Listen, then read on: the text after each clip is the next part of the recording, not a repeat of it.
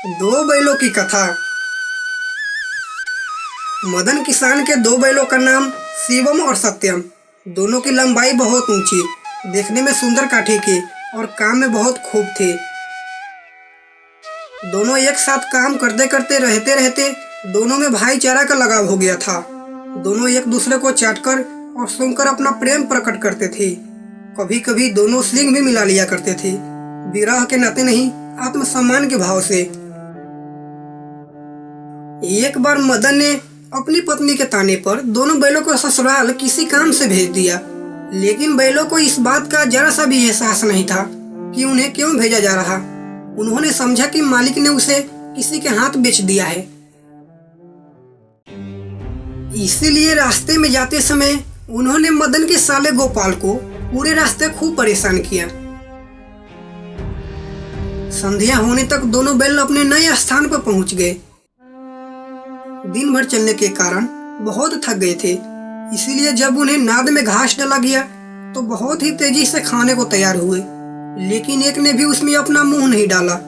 दिल भारी हो रहा था, क्योंकि आज तक जिसे उन्होंने अपना घर समझा वह आज उनसे बिछड़ गया था। यहाँ उनके लिए सब कुछ नया लग रहा था। दोनों ने बिना कुछ खाए पिए ही एक दूसरे को अपने नजरियों से देखा और अपनी मुख भाषा में सलाह की। जब रात में गांव के सब लोग सो गए तो दोनों ने जोर लगाकर रस्सी तो डाले और घर की ओर झटपट चल पड़े।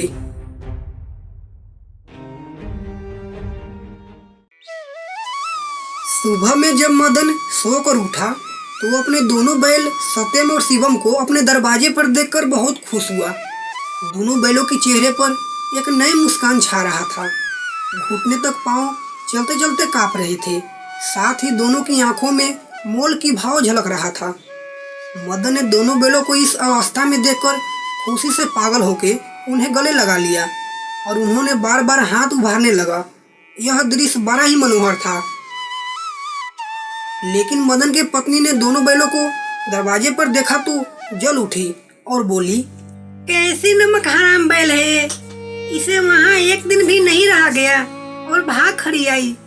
परंतु मदन अपनी बैलों पर यह आरोप न सुन सका और बोला, इसमें नमक हराम की क्या बात है, इसमें इस बैलों की गलती थोड़ी है।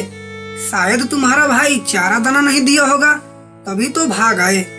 मदन की पत्नी गुस्से में कहा, बस एक तुम ही तो बैलों को खिलाना जानते हो, बाकी सब तो खाली भैंस चराना जानते हैं और लोग तो खाली पानी पिलाकर ही रखते हैं ना। मदन ने अपनी पत्नी के गुस्से को देखकर कहा, अगर इसे दाना और चारा मिलता तो ये फिर क्यों भागाते। इस बार मदन के साला फिर से आ गया और इस बार उसे बैलगाड़ी में जोत कर ले गया, जिनसे उसे रास्ते में फिर से परेशान न कर सके। जबकि एक बार सत्यम ने गाड़ी को पलटने का कोशिश किया, लेकिन शिवम ने उसे संभाल लिया, क्योंकि गाड़ी पलटने पर चोट तो दोनों को ही लगता। शिवम ज्यादा समझदार था। शाम होते समय घर पहुंचने पर दोनों को मोटी रस्सियों में बंधा गया और कल की बदला की मजा चखाने के उद्देश्य से उन्हें फिर वही सूखा भूसा दिया गया, जबकि अपनी घर की बैलों को आटा चोकर और सब कुछ दिया गया। दोनों बैलों के साथ ऐसा अपमान कभी नहीं हुआ था और न ही ऐसा कभी खाने को दिया गया था। दोनों ने रखा हुआ सूखा भूसा पर आंख तक भी नहीं उठाई। अगली सुबह मदन के साला ने दोनों बैलों को हल के साथ जोता, पर दोनों बैलों ने अपनी जगह से न हटने की कसम खा लिया था।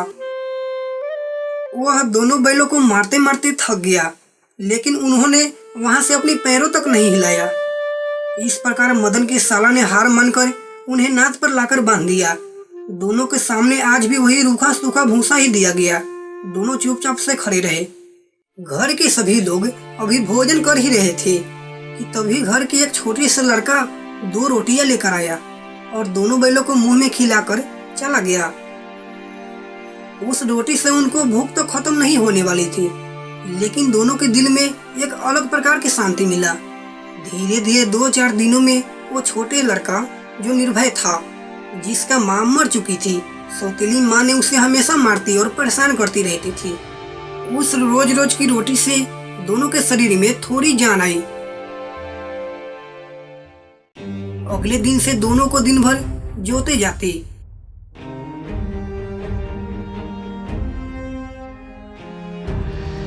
और संध्या होने पर उसी सूखा भूसा वाले नाद पर बांध दिए जाते।